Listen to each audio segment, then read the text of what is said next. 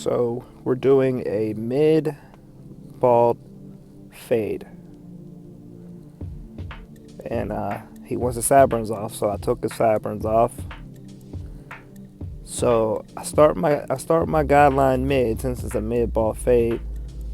I close my clippers, so we do the fade closed. So that's what the lever pushed all the way up, where the teeth are at its closest point for that close bald look. So I do the guideline all the way around the head. I did the other side, so now you see I'm on the other side now.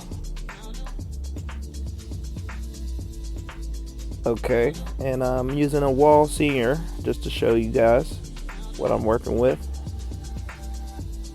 I'm just creating that bald guideline all the way around the head. And I also brush the hair off so I can see what I'm doing. Now I put on the Wall #1 guard, and I just take it up just a half inch. I take it up just about a half inch, not too high, but I get up in it a little bit. Don't be scared to get up in it, as a old mentor used to tell me. So I just threw on a 2 guard. It's like a 2.5, the red clip guard. And I'm just just basically knocking out that bulk. And yeah, just that's all the red guard does, just basically working out that bulk up top. So I go back in with my my black #1 guard, a real common guard that most barbers are familiar with, and for you new barbers, it's going to be your most important guard. Just going into the fade, just cleaning up the fade, because the fade is basically in there. Now we're just doing a whole, basically like the blend work. This is the blend work coming into play. So I'm just knocking out them dark spots, so we don't have no lines. And for the most part, the line is gone. I just have some bulk up top that we're just gonna knock out. And I like to knock out bulk with the clipper over comb technique, as you see me doing now. And this is a very, very pivotal technique that I've learned that makes my barber life career much easier. So I'm just doing it to the other side. Just clipper over comb. I put my black #1 guard back on. Do some touching up. More blend work.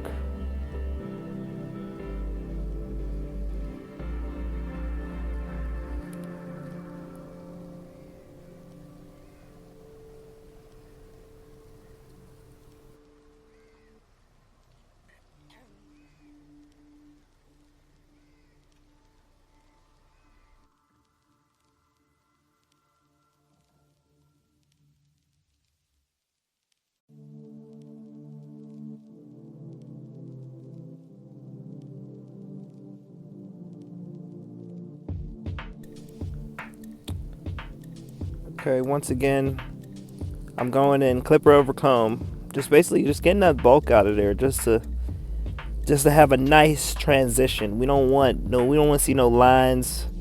We want a nice smooth blend.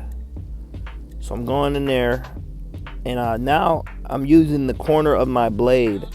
The corner of my blade is basically just icing on the cake for a fade. I'm basically cleaning up the hard line if I see any hard line left, but I'm also cleaning up the line, but I'm not creating another one. You don't want to be chasing a line and creating new ones.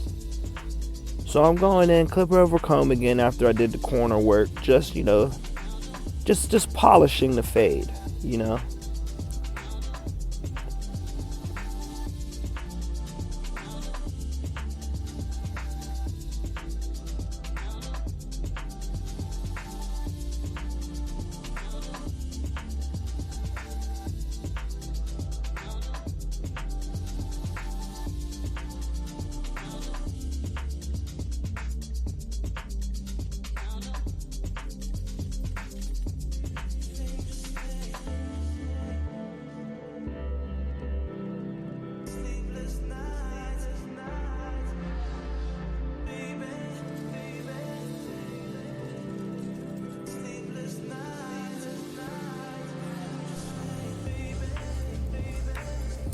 Okay, so before I shape up my client, I like to spray alcohol on their hairline and wipe the hairline off from the alcohol. Wipe the alcohol off, and I also like to spray a freeze over it. And the alcohol and the freeze basically just the alcohol wipes off any of the oil that's on the skin, any oil that's on the hairline. So it's a nice dry canvas that I can work on, because the hairline is much better to shape up with a clean, dry forehead. And yeah, your trimmers aren't going to cut the same, cutting an oily skin. It's just, your cut's going to turn out much better if the hair is dry.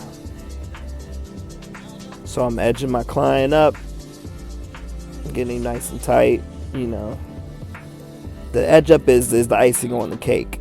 I mean, edge up is what makes the cut pop, makes it hit. So yeah, just going around the edge up real light. I try to stay I try to keep the hairline as original, as natural as possible. You don't want to dig in the hairline too much. You don't want to push anything back. That's not good. So you're just keeping just tapping on the hairline, keeping it natural, but cleaning it up, give it a nice clean sharpness.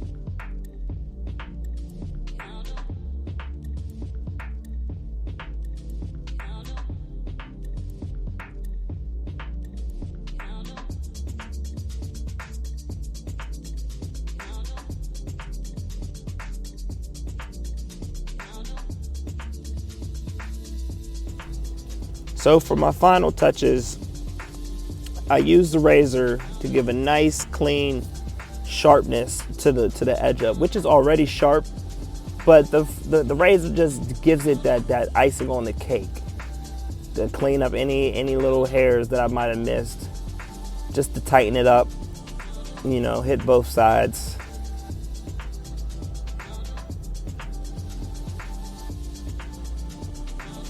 And yeah, cut's pretty much done. Check it out. Yeah, looking good. Looking crispy.